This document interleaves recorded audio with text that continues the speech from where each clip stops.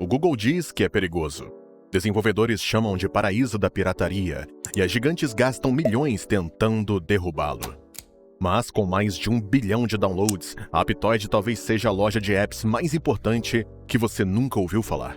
E se eu te dissesse que essa pequena empresa portuguesa está mudando para sempre como baixamos os apps? E que eles sobreviveram a uma guerra total contra uma das empresas mais poderosas da Terra. A história da Aptoide não é só sobre apps, é sobre quem controla o seu celular. E por que Google e Apple morrem de medo do que vem por aí. A maioria de nós baixa apps do jeito normal, não é? Você abre o ícone da Play Store no Android ou a App Store no iPhone e bum, lá estão seus apps. É fácil esquecer como esse sistema é estranho se a gente parar para pensar um pouco. Tipo, existem literalmente milhões de apps, mas só 2 empresas, Google e Apple, decidem quais você pode instalar. E elas também ficam com uma fatia enorme de 30% de todo o dinheiro que passa por essas lojas. Imagine se você só pudesse fazer compras em um único mercado na sua cidade toda. E esse mercado decidisse quais produtos podem ir para as prateleiras e ainda ficasse com 1/3 do valor. Você pensaria, isso não é basicamente monopólio? É basicamente isso que aceitamos como normal no mundo dos apps. E é aí que nossa história começa. Lá em 2009, um cientista da computação português chamado Paulo 300 teve uma ideia simples. E se qualquer um pudesse criar sua própria loja de aplicativos? O Paulo não é nenhum CEO famoso do Vale do Silício. Ele estava trabalhando no doutorado quando começou a criar o que viraria a Aptoide. O nome, aliás, é uma mistura estranha de apt, o gerenciador de pastas do Linux, com Android. Mas o conceito era genuinamente inovador. Em vez de uma loja centralizada, controlada por uma única empresa, a Aptoide seria milhares de mini-lojas conectadas. Pense como se cada canal do YouTube pudesse ser sua própria lojinha de apps, ou como na Amazon, onde você pode vender. Isso significa ter lojas focadas só em jogos, ou produtividade, ou seja lá o que quiser que o dono da loja queira incluir. A outra grande diferença, a Aptoide cobra só 19% de comissão em vez dos 30% do Google. Esses 11% a mais parecem pouco, mas para desenvolvedores faturando alto, é muita grana, porque cada centavo conta. Agora, a pergunta óbvia, se isso é tão bom, por que nem todo mundo usa? Bom, para começar, o Google não quer mesmo que você use isso. Ao baixar o Aptoide, você recebe esses avisos assustadores de que ele pode danificar seu dispositivo ou roubar dados. O sistema Play Protect do Google bloqueia ativamente. E honestamente, algumas dessas preocupações não são totalmente infundadas. Lojas de apps alternativas têm uma fama suspeita. Veja só, sem o processo de aprovação rígido do Google, alguns apps passam despercebidos. Em 2018, uma firma de segurança disse que 25% dos apps no Aptoide tinham algum problema de segurança ou privacidade. O que não é legal. Aí tem o problema da pirataria. Sinceramente, muita gente usa o Aptoide para pegar apps pagos de graça. É o Napster das lojas de apps. Desenvolvedores encontraram seus apps premium sendo distribuídos sem a permissão deles. O que é uma droga se você está tentando ganhar a vida criando apps. Então sim, existem razões legítimas para ter cautela, mas essa é só uma parte da história. Agora, o que eu vou te contar é onde as coisas ficam loucas. Em vez de abraçar totalmente a fama de faroeste da pirataria, o Aptoide começou a fazer mudanças, pelo menos no papel. Por volta de 2019, lançaram um sistema de selos de confiança que supostamente verificava apps legítimos. Criaram um scanner anti-malware e alegavam que pegavam problemas que o Google deixava passar. Também começaram a falar em remover apps piratas e implementaram um sistema onde os devs podiam denunciar versões não autorizadas dos seus softwares. Agora, sinceramente, isso resolveu todos os problemas? Nem de longe. A loja ainda tem muito conteúdo questionável. Uma busca rápida online mostra vários usuários e desenvolvedores que continuam céticos com essas supostas melhorias. Mas essas mudanças não eram sobre ser perfeito, era sobre criar legitimidade suficiente para lutar uma batalha maior. Porque, apesar de todas as falhas, o Aptoide tinha identificado um problema real no mercado: o controle total do Google sobre a distribuição de apps. Eles estavam prestes a comprar briga com uma das maiores empresas da Terra. Em 2020, o Aptoide juntou forças com outras lojas e desenvolvedoras para formar esse time contra o Google. Eles abriram uma reclamação antitrust massiva na União Europeia, alegando que o Google usava sua posição para esmagar a competição. Então, qual foi a resposta do Google a essa nova colaboração? Em semanas, o Play Protect do Google começou a marcar o Aptoide como malware perigoso. Não só com um aviso pequeno, com esses pop-ups gigantes e assustadores. Se você tentasse instalar, o Android basicamente gritava com você que seu dispositivo estava em risco. Pior ainda, usuários que já tinham um Aptoide instalado de repente não conseguiam acessar seus apps. O Google estava usando o controle sobre o sistema Android para sabotar ativamente um concorrente. Era como se a Microsoft decidisse um dia que o Premiere Pro era perigoso e impedisse ele de abrir em qualquer computador Windows. E se isso acontecesse, eu ia estar muito ferrado.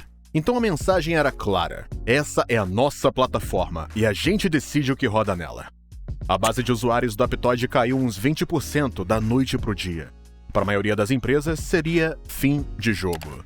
Mas aí algo inesperado aconteceu. Que você não vai acreditar quando eu te falar. E a União Europeia acabou ficando do lado do Aptoide. Em julho de 2022, a Comissão Europeia decidiu que o Google estava abusando da sua posição dominante para impedir a concorrência leal. Eles multaram o Google em 4,34 bilhões de euros. Eu não disse milhões, eu disse bilhões. E exigiram que parassem de bloquear lojas alternativas. De repente, o Aptoide não era só mais uma alternativa suspeita. Tinha legitimidade. Tinha o apoio da União Europeia. E o mais importante, eles tinham inércia. A Epic Games uniu forças com eles depois das próprias batalhas contra a Apple e Google. Daí a Samsung quietinha começou a colaborar. Até a Amazon, com sua própria loja alternativa, mostrou interesse. Todas essas empresas perceberam a mesma coisa. Por que a Google e a Apple devem ser os porteiros de todo o ecossistema móvel? Eu, na verdade, baixei o Aptoide de novo nessa época e, honestamente, eu fiquei chocado com o quanto que tinha melhorado. A interface era ótima, a segurança era muito boa também e tinha basicamente qualquer app lá. Não era perfeito, mas era legítimo. Em 2023, o Aptoide tinha se transformado dessa loja estranha numa concorrente séria. Eles bateram 300 milhões de usuários ativos. Isso é quase a população inteira dos Estados Unidos. Eles estavam processando mais de 10 bilhões de downloads por ano. Mas a parte realmente fascinante foi ver quem que estava usando. Não era só a galera nerd e os piratas. Não, no Brasil, o Aptoide tinha 32% de participação de mercado entre os usuários Android. Em partes do Sudeste Asiático, era o jeito preferido de baixar apps. Até na Europa, estava ganhando terreno. O que realmente me surpreendeu sobre a base de usuários do Aptoide foi o quão diversa ela ficou. Não era só a galera querendo o app grátis. Em alguns países, pessoas comuns estavam usando sem nem perceber que faziam parte de uma grande revolução contra as Big Techs. Eu vi posts em fóruns de usuários mais velhos que nem sabiam que estavam usando uma loja alternativa. Para eles, era só a loja de apps que um parente instalou no celular deles. Foi aí que a ficha caiu para mim. O Aptoide não estava ganhando por ser algum cruzado nobre contra as grandes empresas.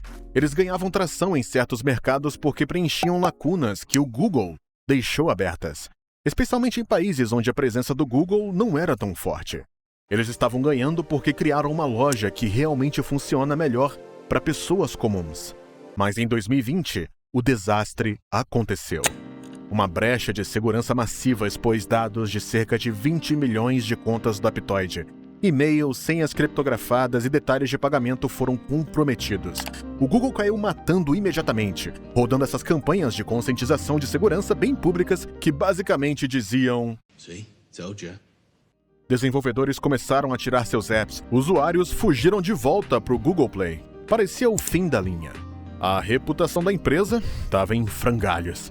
Depois de anos lutando para superar a imagem suspeita, eles voltaram exatamente para a estaca zero. E, sinceramente, foi um baita de um deslize que eles deram. Nenhuma narrativa de Davi contra Golias muda o fato de que falharam em proteger os dados dos usuários. Em vez de dar desculpas ou minimizar a falha, o Aptoide fez algo inesperado. Eles reconstruíram a infraestrutura de segurança completamente do zero. Contrataram alguns dos maiores especialistas em segurança da Europa. Protocolos de segurança ficaram de código aberto para as pessoas poderem verificar. Criaram até um programa de bug bounty que pagava hackers para achar vulnerabilidades.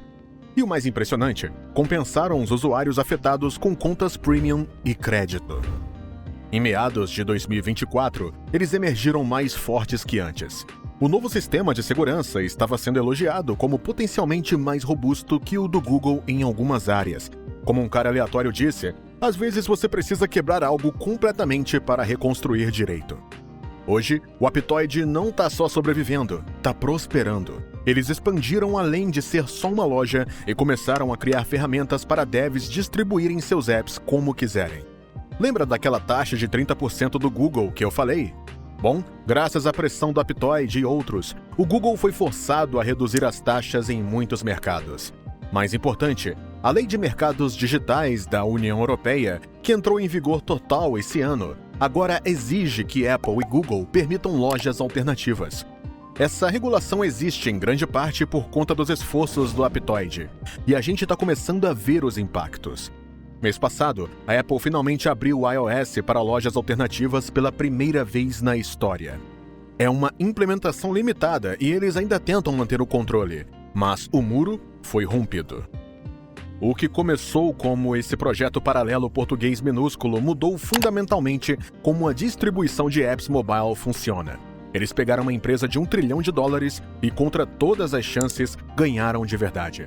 Mas a parte mais interessante para mim não é a história de Davi e Golias. É que o Aptoide revelou algo que muitos suspeitavam, mas não podiam provar. Os monopólios das lojas de apps não eram realmente sobre segurança ou experiência do usuário. Eram sobre controle e lucro. Quando pressionadas, tanto a Google quanto a Apple fizeram concessões que antes alegavam que comprometeriam a segurança do usuário. Acontece que aqueles avisos terríveis eram talvez um pouco exagerados. Isso não quer dizer que segurança não é importante. Com certeza é. Mas estava sendo usada como escudo para proteger o que são essencialmente pedágios extremamente lucrativos na economia digital. Então, o Aptoide é seguro de usar agora? Na maior parte, sim. A segurança melhorou drasticamente e eles ficaram muito melhores em remover apps problemáticos. É para todo mundo? Talvez não. Se você não está confortável em sair do ecossistema da Google ou Apple, tudo bem. Mas, na próxima vez em que ficar irritado com as políticas da Apple ou Google, lembre que existem alternativas. O mundo mobile não precisa ser um jardim murado controlado por duas empresas. E essa é realmente a história do Aptoide. Não só uma loja controversa, mas um vislumbre de como um ecossistema mobile mais aberto poderia ser. Enfim, essa é a história louca da loja de aplicativos mais controversa da história. Se você já usou o Aptoide ou tem opiniões sobre lojas alternativas, fala pra mim nos comentários. Fica ligado no canal para mais vídeos e te vejo em breve.